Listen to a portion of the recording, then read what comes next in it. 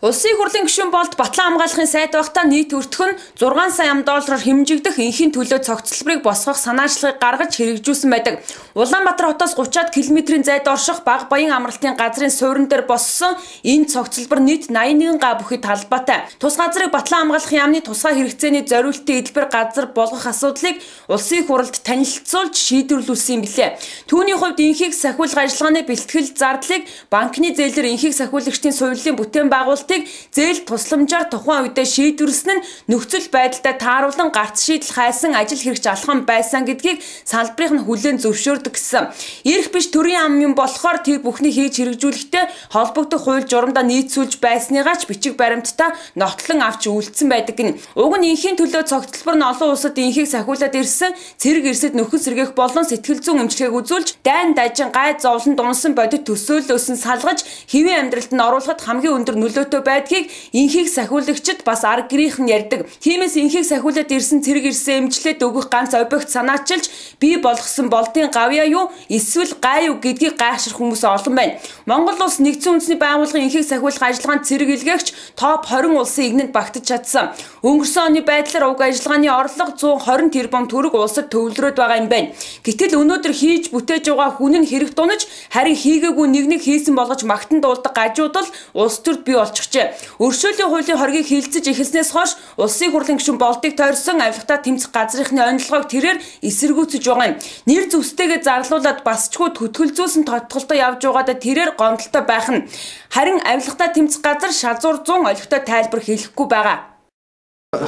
Авилгатаа тэмцэх газрын хувьд хэлэхэд ингээд одоо тэнд шалгагдаж байцаагдж байгаа хүний хувьд бол хэлэхэд үнэхээр хохирол гэдэг та нар нэг сайн тодруулаач. Үнэхээр одоо хохирол гэхлээр та нар яаж хохирлыг тодорхойлж зүгээр одоо нэг тийм хийсвэрээр ямар нэгэн матасаар хохирол гэж тодорхойлоод байна уу? Эсвэл үнэхээр одоо яг бодиттой одоо мөнгө төгрөг алга болцсон, авилгал автсан гэдэг тийм тодорхой юм хохирол гэж үзээд байна уу? Би жишээ нь очиж нэг тайлбар өгж ирсэн л да тэр байцаагч. Тэгээ хажуутлын ширээн дээр бас нэг уран бүтээлч хүн байцаа төгж ирсэн. Би энд бол яг өмнө Судааны хайраал дээр инхийг сөхөв хайраал ингээд одоо иймаар байцаагч гэдэг дотроо бол үнэхээр гаслаад тайлбар өгөө сууж ирсэн. Хажуутлын үнийг сонсон чинь бүр өрөвдмөр. Ингэж байгаа байхгүй нэг бодоод нэг уран бүтээлч хүн кино хийсэн юм шиг байна. Тэгээ 20 сая төгрөг соёлын яамнаас уран бүтээлийн тийм дэмжлэгээр өгсөн юм шиг байна. Тэгсэн матаас өгцсөн. Тэгээ нөгөө байцаагч нь асуугаа сууж байгаа. Таны энэ кино хүн үзээгүй гинэ. Хэн нөлөөсөн бэ? Хэн энэ танд гэхдээ одоо ийм юмар хөөцөлтөөр би одоо авилгатаа тэмцэх газартаа үнэхээр харамсаж байгаа юм л да.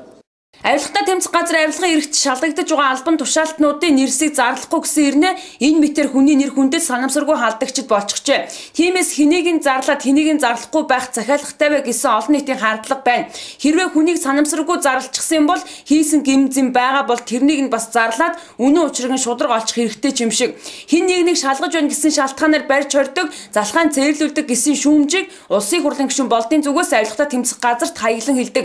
Тиймээс энхийг сахиулагчдыг эмчилснийхэн төлөө эсвэл цогцлбор барих санхүүжилт босгосныхын төлөө хэрэг үүсгэх шалтгаан байдаг бол авилгатаа тэмцэх газрыг баримтаа дийлгэж багахан дуйлан тарахыг хүсэж байна. НБ Соёма.